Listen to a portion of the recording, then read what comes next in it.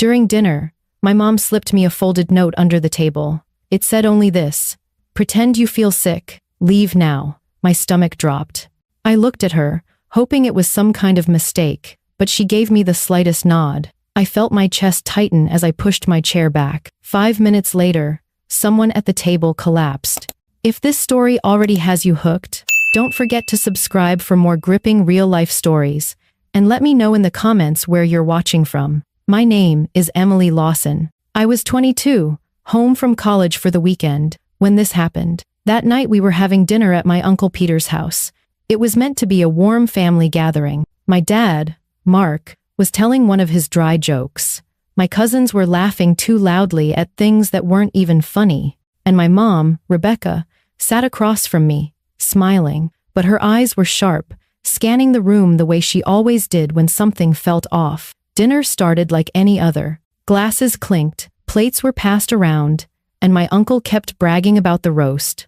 At the far end of the table sat Cynthia, an old family friend who had recently reconnected with my uncle. She was cheerful, even pushy, constantly insisting everyone try the dish she brought. I noticed how she watched people's reactions closely, as though she cared too much about whether we liked it. I didn't think much of it until my mom leaned forward and asked about my classes. Her tone casual, but her eyes locked on mine. She was trying to act normal, but I could sense tension in her voice. Then, without warning, she reached under the table and slipped me a folded piece of paper. I opened it quickly and read the words that made my blood run cold. "Pretend you feel sick. Leave now." I looked up, confused, but she gave me a firm nod. I felt panic rising, but I trusted her. I forced myself to push my chair back slowly, clutching my stomach as if I didn't feel well. Everyone looked at me, but I managed to mutter something about needing fresh air. My mom didn't move. She just kept her steady gaze on me, as if telling me, "Do what I say. Don't question it."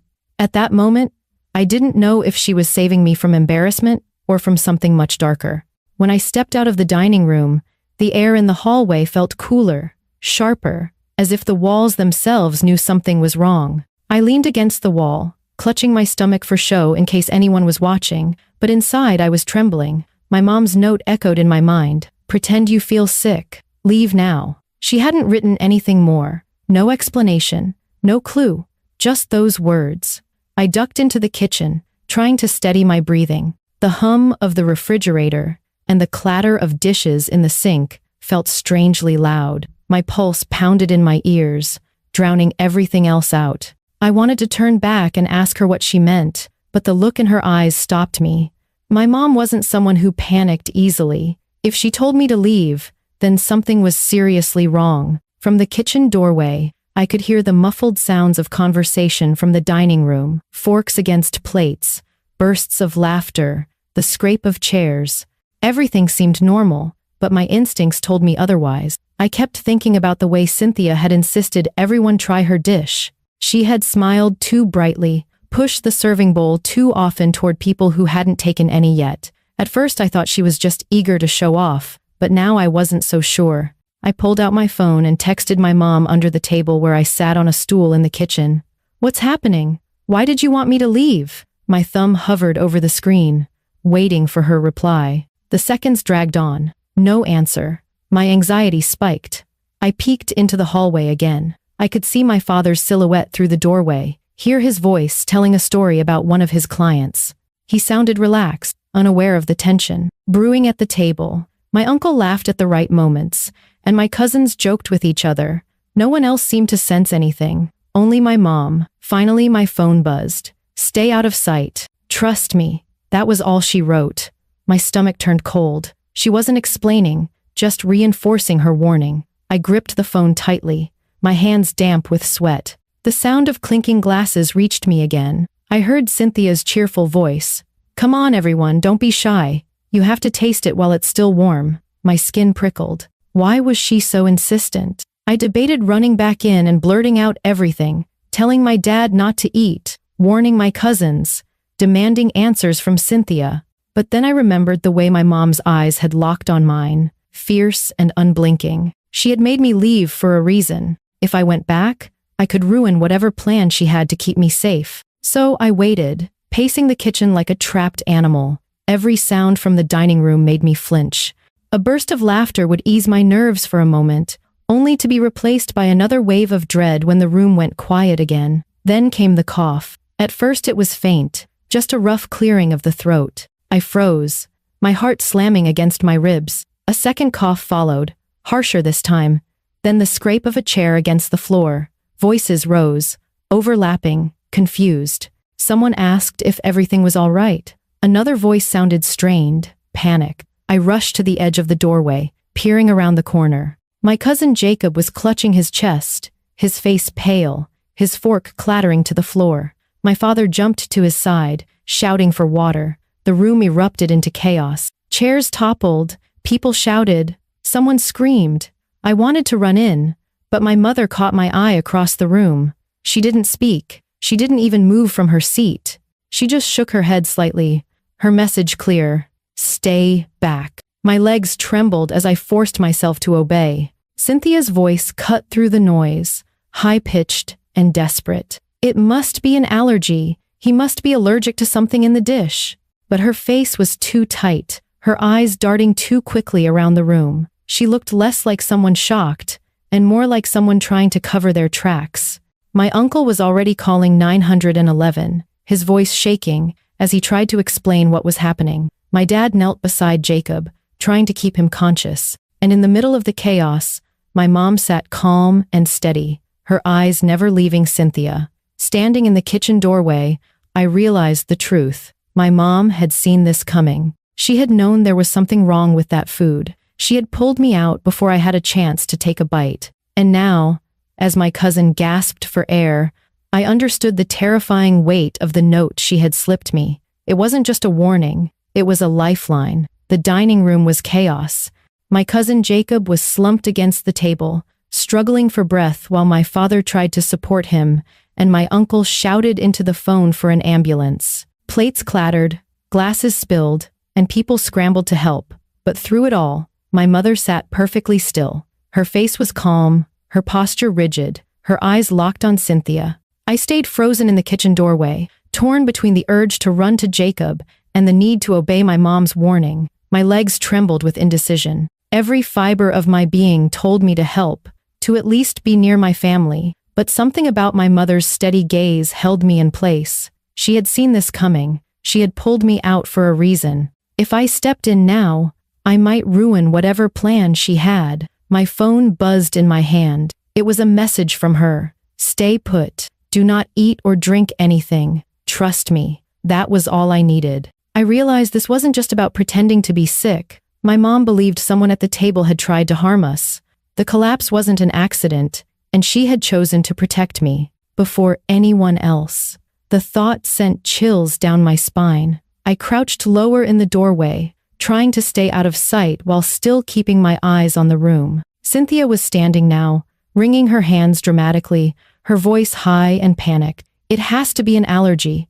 I swear, I don't know what happened. Her words sounded frantic, but her eyes betrayed her. They darted from my mother to the dish she had brought, then back again. She was watching too closely, too calculatingly, for someone who claimed to be innocent. My uncle waved his free hand for silence while he stayed on the phone with the dispatcher. My dad kept shouting Jacob's name, trying to keep him awake. My cousins huddled near the far wall, whispering in fear. And still, my mother's gaze never wavered. She didn't look at Jacob. She didn't look at the chaos. She looked at Cynthia, as though the rest of the scene didn't exist. I began to understand. My mother was playing a dangerous game. If she accused Cynthia outright in the middle of the panic, people might dismiss it as hysteria. But if she stayed calm, if she kept her composure, she could watch Cynthia reveal herself. My mom wasn't just protecting me. She was gathering proof. I pulled out my phone again and typed quickly.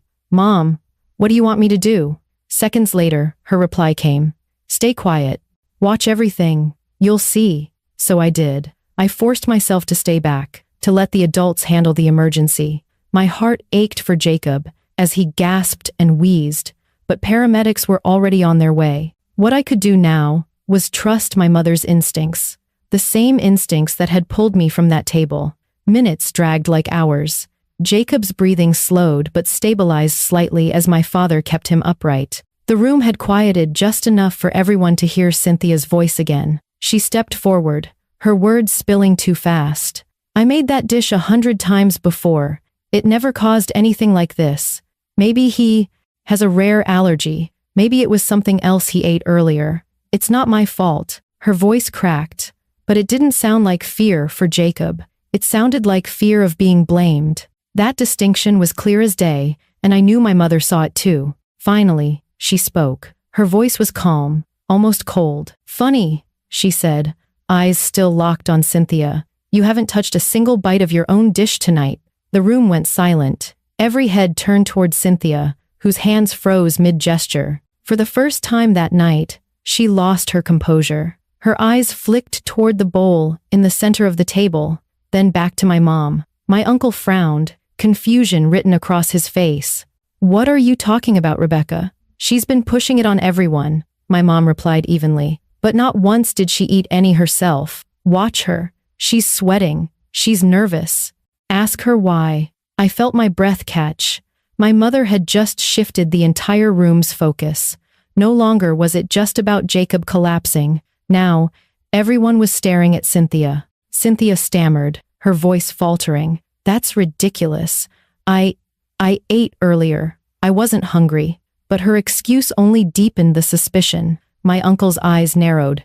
My father, still holding Jacob, glanced sharply at her. Even my cousins seemed to realize what was happening. The mood of the room had changed from panic to suspicion, and my mom had orchestrated it with one perfectly timed sentence. I stayed hidden, my heart pounding, as the weight of the moment settled over the table. I knew then that my mother's warning had been about far more than me pretending to be sick. She had seen danger where no one else had, and now she was pulling the truth into the light. And as Cynthia shifted under the piercing stares of the family, I realized something chilling. This dinner wasn't over yet. The collapse was only the beginning. The room went still after my mother spoke. Her words hung in the air, like smoke, heavy and undeniable. Everyone turned toward Cynthia, who stood frozen near the end of the table. For the first time that evening, the smile she had plastered across her face was gone. Her eyes darted from person to person, as if searching for an escape. I could feel my own pulse hammering in my ears.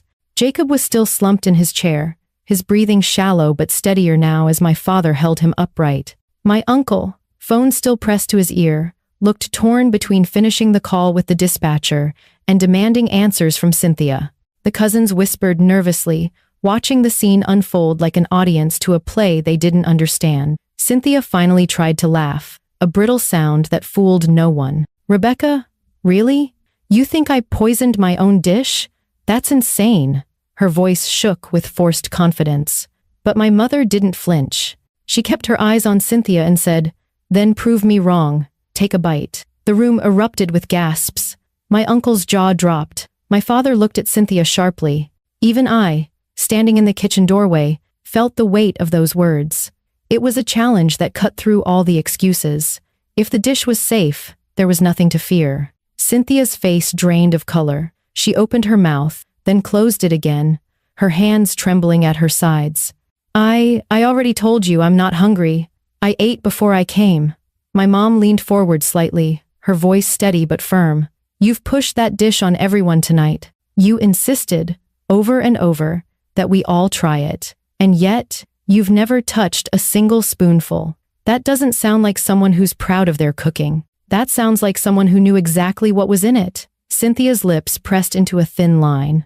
Her eyes flicked toward the bowl in the center of the table, the half-empty dish she had carried in with so much fanfare. For a long moment, no one moved. Then my uncle lowered his phone, his voice shaking, with rage. "Cynthia, what did you do?" The question seemed to break her. Her hands flew up, as if to ward off the accusations. "It wasn't supposed to happen like this," she burst out, her voice rising. The words silenced the room even more effectively than my mother's challenge had. "What do you mean?"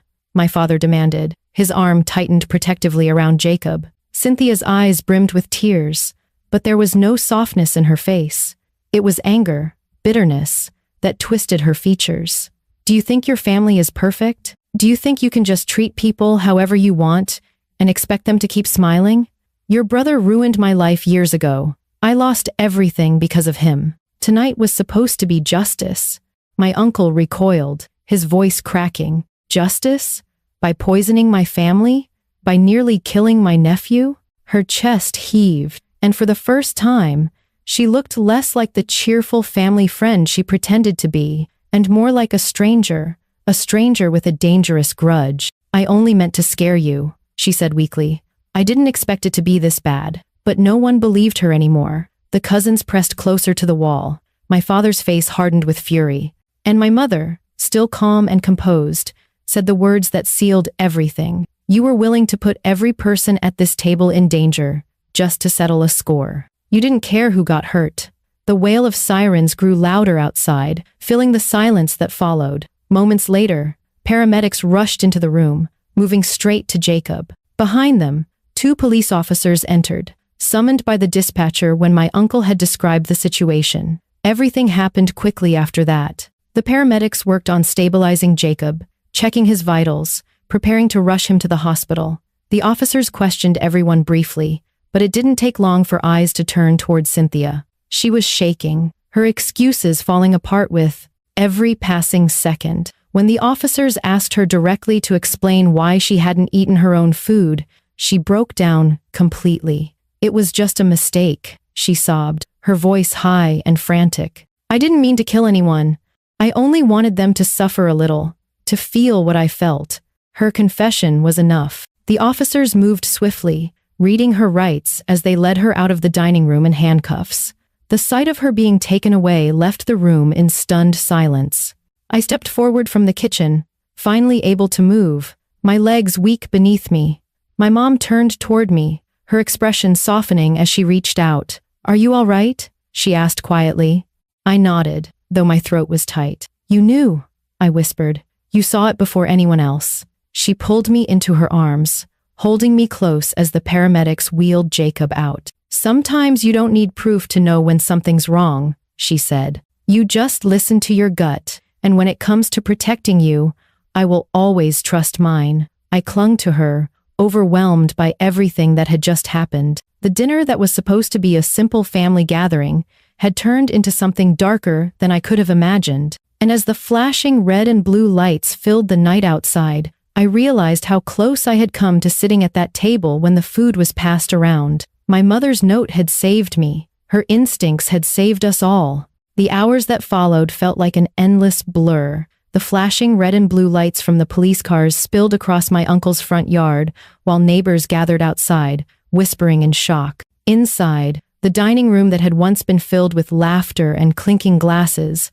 was now a crime scene. Paramedics had already rushed Jacob to the hospital, assuring us he was stable but needed close monitoring. My uncle stood pale and trembling in the corner, replaying every word Cynthia had confessed. I sat quietly on the couch, my mom's arm wrapped around my shoulders. My father paced the hallway, his face hard and unreadable. Every so often, he would stop, glance toward the kitchen, where the police collected evidence from Cynthia's dish, then mutter under his breath in disbelief. My cousins huddled together, whispering about how close we all had come to eating the poisoned food. The air was thick with fear, relief, and the heavy truth that none of us would ever forget that night. When the officers finally left with the evidence, the house was eerily quiet. My uncle broke down, tears streaming as he whispered, "She was my friend. I trusted her. I never thought." His voice cracked, and he couldn't finish the sentence. Seeing him like that, so broken, so betrayed, made my chest ache. Cynthia hadn't just targeted our family, she had shattered his sense of safety in his own home. Later that night, when most of the family had gone home and only my parents and I remained, I asked my mom the question that had been burning inside me since she slipped me that note. "How did you know?" My voice was small, almost childlike, but I needed the answer. She looked at me, her eyes tired but steady. "Mothers notice things," she said softly. The way she kept pushing her dish, how she didn't eat any herself, how nervous she was every time someone took a bite. Everyone else thought she was just being enthusiastic, but I knew something was wrong. I couldn't explain it in the moment, I just had to act. Her words sank deep into me. I realized then how much of my life had been shaped by her quiet strength, her ability to see what others couldn't. She had saved me with nothing more than a note and a look. It wasn't dramatic, but it was enough to change everything. The next day, when we visited Jacob in the hospital, he managed a weak smile. "Guess I took one for the team," he joked, though his voice was hoarse. But behind his humor, I could see the fear in his eyes. We all could. He had been the one to suffer the most directly, and it would take time for him to feel safe again. For me, the memory of that night became a turning point. I thought back to how close I had been to taking a bite from Cynthia's dish, how casually I might have laughed off my mom's note if I hadn't seen the urgency in her eyes. I thought about how fragile life really is, how quickly an ordinary dinner can become a nightmare. But more than anything, I thought about trust. Trusting my mother saved me. Trusting her instincts, even when I didn't understand them, kept me alive. It taught me that sometimes we don't need all the answers in the moment. Sometimes survival means listening to the people who love us most, even when their warnings sound strange or inconvenient. I also learned something about appearances.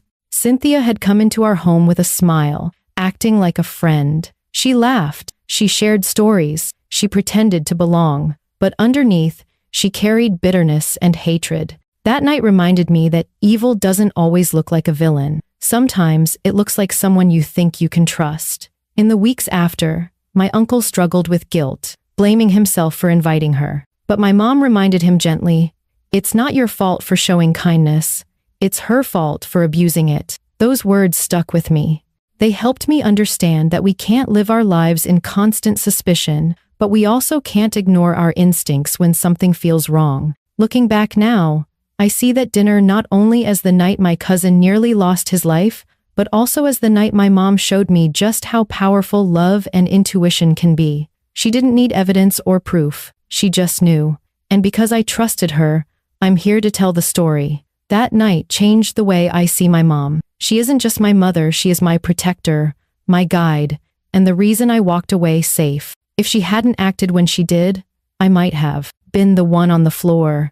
And that's a lesson I'll carry forever. Sometimes the smallest warnings can make the biggest difference. If this story kept you hooked, make sure to subscribe for more gripping real-life stories and comment below where you're watching from. I'd love to hear your thoughts.